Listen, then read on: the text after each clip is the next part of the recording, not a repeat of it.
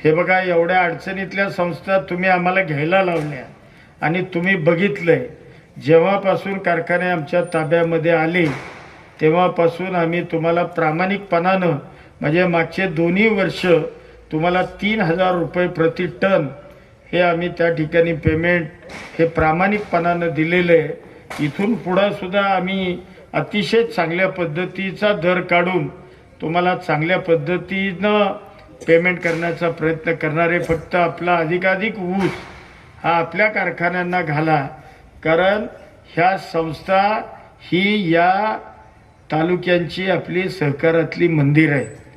त्यामुळे ही सहकारातली मंदिरं वाचवणं हे काही फक्त मकरंद पाटलाचं एकट्याचं काम नाही बापू, हे आपल्या सगळ्यांची सामूहिक जबाबदारी। त्यामुळं ती जबाबदारी आपण सगळ्यांनी प्रामाणिकपणानं पार पाडावी आणि आपला ऊस हा कारखान्यांना घालावा, एवढी आग्रहाची आणि कळकळीची विनंती करतो।